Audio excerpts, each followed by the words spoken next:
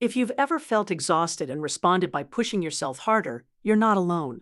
For many people, pushing isn't a choice, it's a learned response. They push because things still need to get done, because people are counting on them, because slowing down feels risky.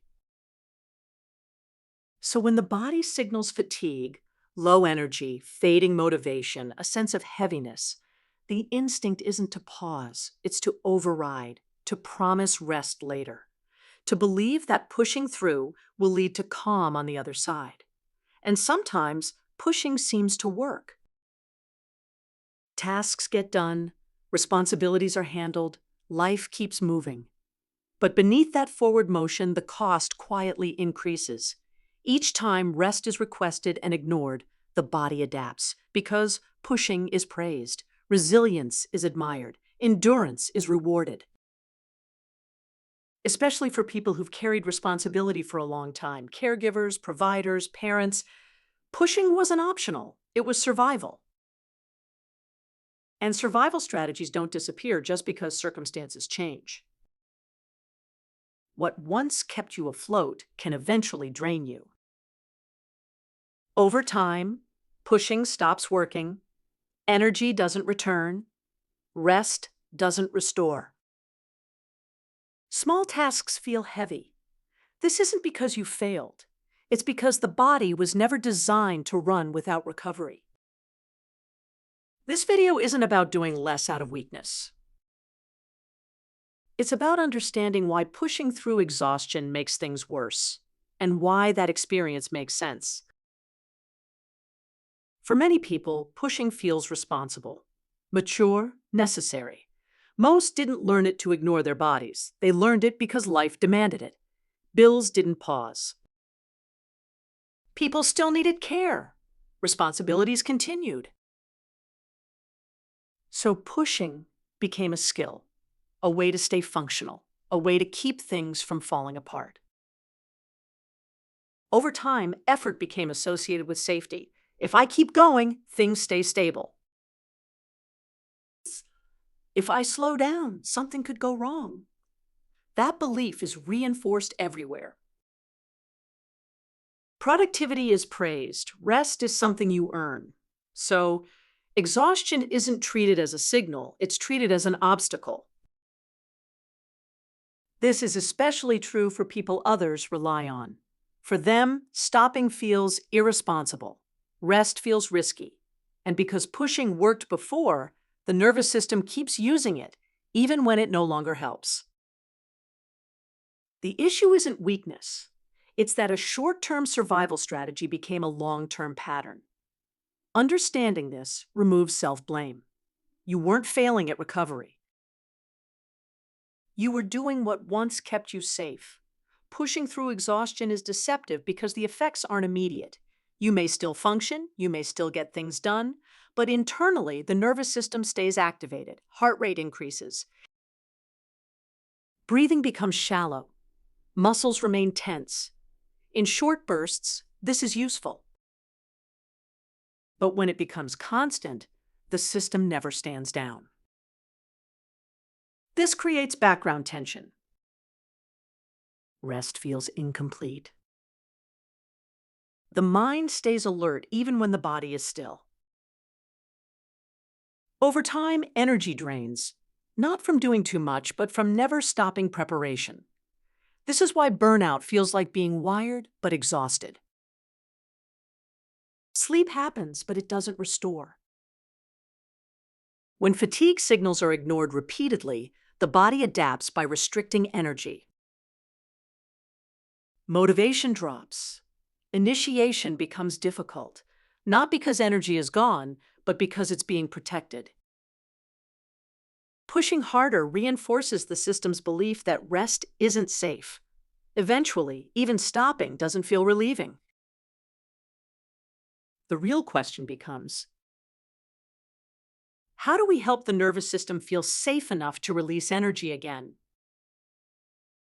This is where many people get confused.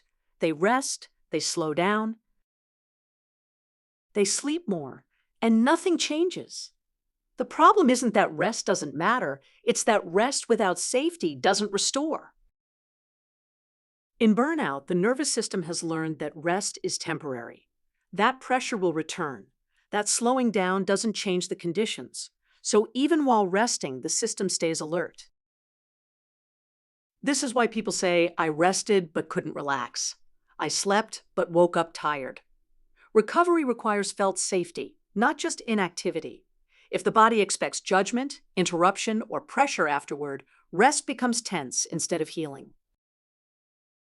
True recovery happens when pauses are predictable, gentle, and pressure-free. Not all at once, but repeatedly. This isn't failure, it's intelligence. The body learned to survive under pressure. It won't unlearn that overnight. When exhaustion doesn't lift, many people push harder. At first, it may seem effective, but each override teaches the nervous system that limits aren't respected. So the body adapts by conserving energy more aggressively. Motivation drops. Tasks feel heavier. This isn't giving up, it's protection. Pushing after burnout narrows capacity instead of restoring it. The system assumes pressure will continue and rest will be brief. So productivity comes with a cost. Deeper exhaustion, irritability, emotional numbness. Signals don't get louder, they fade. This is often mistaken for laziness, but it's a system that no longer trusts rest to protect it. Recovery requires showing the body that limits will be respected, consistently, not forcefully. Historically, recovery was woven into life. Not because life was easier, but because the pace was cyclical.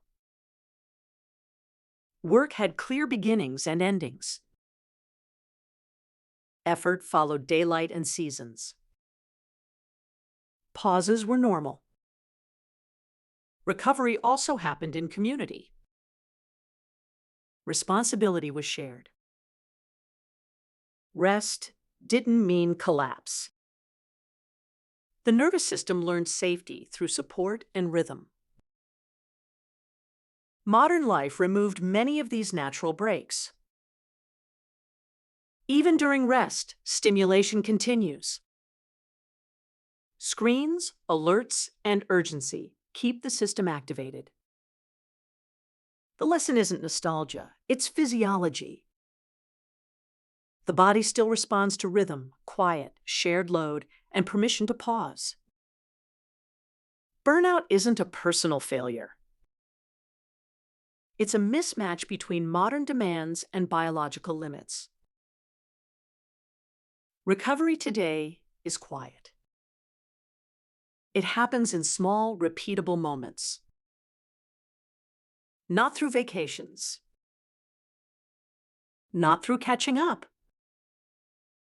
The nervous system rebuilds trust before energy returns. Predictability matters more than intensity. Stopping earlier. Resting before exhaustion. Reducing stimulation is just as important as reducing activity. Moments with no input allow the system to stand down. Permission matters. Rest without earning it. Pausing without conditions. Consistency matters more than effort. Small daily rest is more regulating than rare breaks. Recovery isn't something you chase. It's something you live. There is nothing wrong with you. If rest hasn't helped, if pushing makes things worse, if exhaustion lingers, your body has been responding intelligently. Burnout isn't weakness. It's adaptation. When you stop asking, why can't I handle this? And start asking, what has my body been carrying? Recovery stops being forced. It becomes allowed. You don't need to fix yourself. You don't need to rush. Understanding alone can soften the system. You are allowed to go slowly. You are allowed to recover. And you are not behind.